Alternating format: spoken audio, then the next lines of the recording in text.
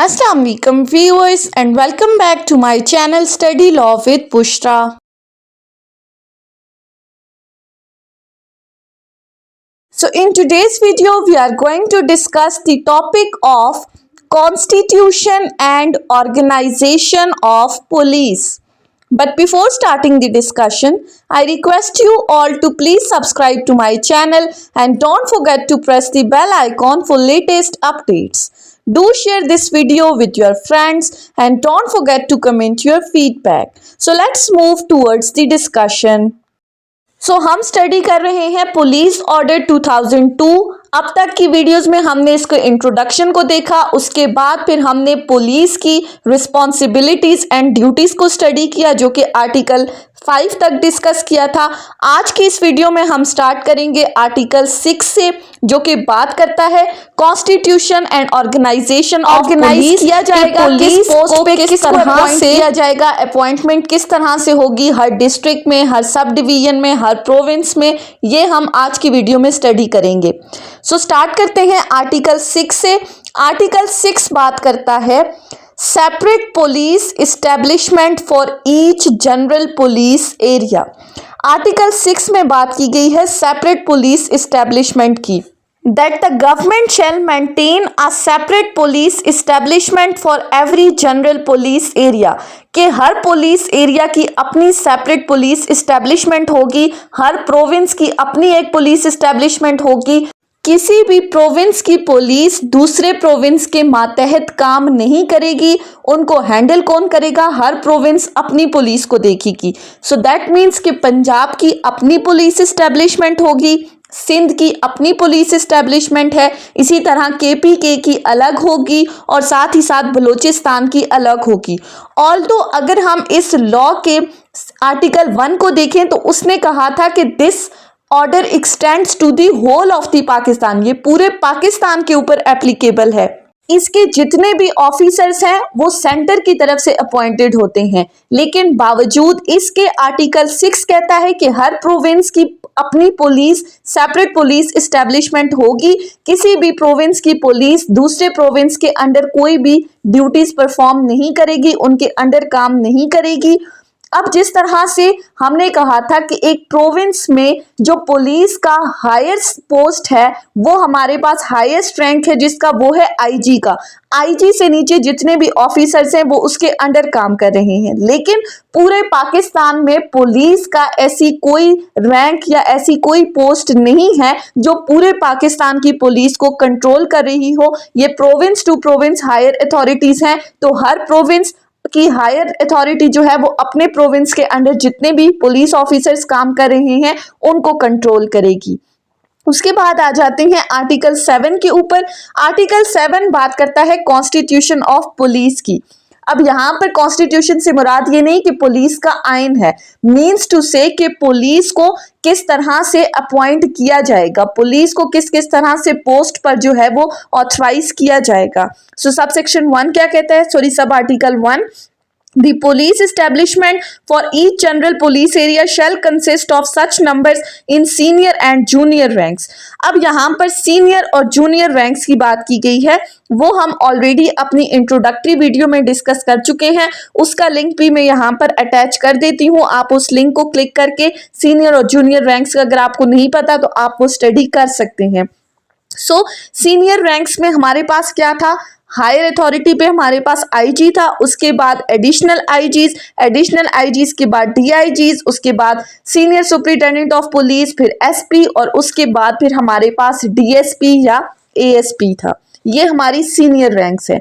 उसके बाद junior ranks में हम चले जाएं तो जूनियर रैंक्स में जो हायर पोजीशन पे है वो हमारे पास इंस्पेक्टर है, उसके बाद उससे नीचे सब इंस्पेक्टर, उससे नीचे असिस्टेंट सब इंस्पेक्टर, उससे नीचे हेड कांस्टेबल और लास्ट में हमारे पास था कांस्टेबल।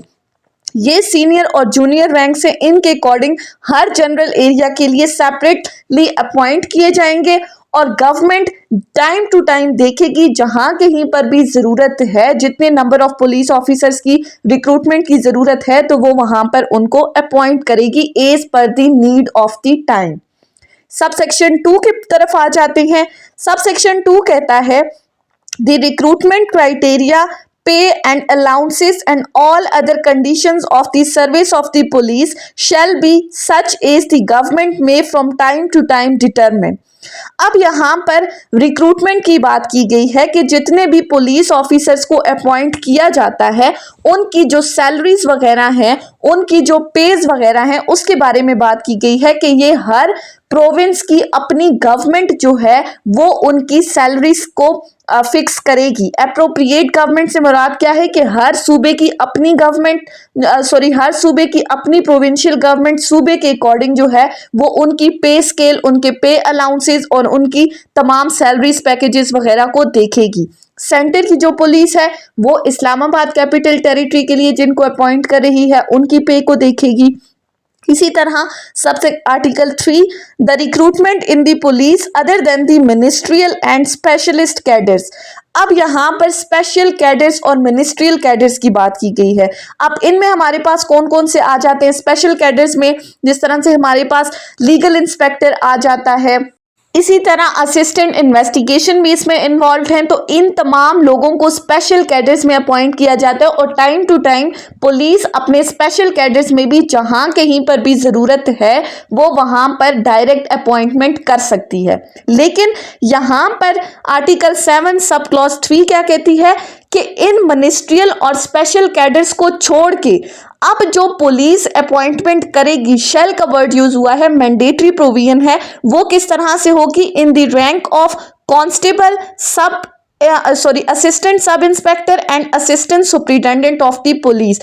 सो यहां पर कहा गया है कि जो इनिशियल अपॉइंटमेंट होगी वो कौन कौन सी होगी? या तो किसी बंदे को एस कांस्टेबल अपॉइंट किया जाएगा, या एएसआई अपॉइंट किया जाएगा, या फिर एएसपी अपॉइंट किया जाएगा। ये इनिशियल रिक्रूटमेंट है, इनिशियल अपॉइंटमेंट्स है। और फिर इनिशियल अपॉइंटमेंट्स के बाद ये जो रैंक्स के बंदे हैं जिनको इनिशियली अपॉइंट किया गया था ये प्रोमोट होके फिर हायर रैंक्स के ऊपर चले जाते हैं।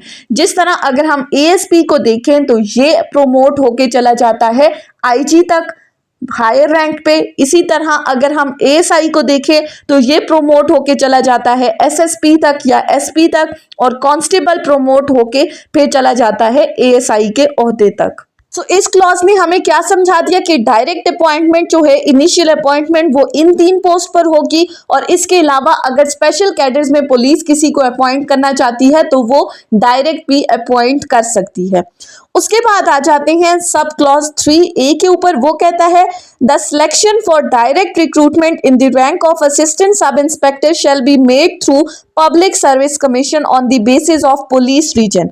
अब यहाँ पर कहा गया है कि जो एएसआई की अपॉइंटमेंट होगी वो थ्रू पब्लिक सर्विस कमीशन होगी, बाकायदा टेस्ट पास करके आना पड़ेगा, उसके बाद आपको एएसआई अपॉइंट किया जाएगा। लेकिन इसके कंट्रास्ट में जो कांस्टेबल है उसकी रिक्रूटमेंट किस तरह से होती है? वो डिस्ट्रिक्ट बेसिस पे होती है, डोमिसाइल के ऊपर। और जो हमारा एएसपी है वो अपॉइंट होता है सीएसएस के थ्रू, सेंट्रल सुपीरियर सर्विसेज के थ्रू अपॉइंट होता है। बाकायदा आपको टेस्ट देना पड़ता है, रिटन एग्जाम पास करने के बाद फिर आपको एएसपी अपॉइंट किया जा सकता है। लेकिन यहाँ पर बात की गई है कि जो एएसआई की अपॉइंटमेंट होती है उसके लिए जो टोटल पोस्ट हैं वो 25% ही हैं। 25% तक लोगों को एएसआई अपॉइंट किया जाता है, उसके बाद बाकी जितनी भी अपॉइंटमेंट्स हैं वो प्रमोशन के थ्रू आगे फिर उनको प्रमोट करके फिर हायर पोस्ट पर जो है वो उनको ऑथराइज किया जाता है। इसके साथ आगे आ जाएं तो आगे हमारे पास बात की गई है that the recruitment in the rank of assistant superintendent of the police shall be through federal public service commission on all Pakistan basis। अब यहाँ पर कहा गया है, जो ऊपर हमने कहा कि एएसपी जो है वो सीएसएस के थ्रू आता है, तो इनका बाकायदा फेडरल पब्लिक सर्विस कमीशन के थ्रू अपॉइंटमेंट होती है। फेडरल पब्लिक सर्विस कमीशन में हमारे पास सीएसएस के रिटन एग्जाम्स आते हैं, उन एग्जाम्स को क्लियर करने के बाद फिर इनको एएसपी अपॉइंट किया जाता है। नेक्स्ट है the recruitment in the rank of constable shell be made on the basis of the district of the domicile. अब यहाँ पर बात की गई है कि जो कांस्टेबल की अपॉइंटमेंट है वो डिस्ट्रिक्ट बेसिस पे होगी और फर्दर आगे डीएसपी के लेवल तक यही तमाम प्रोसीजर जो है वो अडॉप्ट किया जाएगा। सो ये थी हमारी आज की discussion constitution and organisation of police के ऊपर, जिसमें हमने डिस्कस किया कि पुलिस की अपॉइंटमेंट किस तरह से होगी, उनकी रिक्रूटमेंट्स कांस्टेबल की किस तरह से होगी, एएसपी की किस तरह से होगी, फिर आईजी के लेवल तक वो किस तरह से अपॉइंट होंगे। सो डायरेक्ट रिक्रूटमेंट की बात भी हमने कर दी और प्रमोशन के थ्रू जो अपॉइंटमेंट है उनको भी डिस्कस कर लिया आर्टिकल 6 और 7 में। So that was all about today's lecture. I hope कि आपको ये लेक्चर समझ में आया होगा अगर आपने इस वीडियो को अटेंटिवली सुना है तो। अगर आपको ये वीडियो अच्छी लगी है तो इस वीडियो को लाइक करें, कमेंट करें और चैनल को जरूर सब्सक्राइब करें। Thank you so much for watching this video. Till then, अल्लाह हाफिज।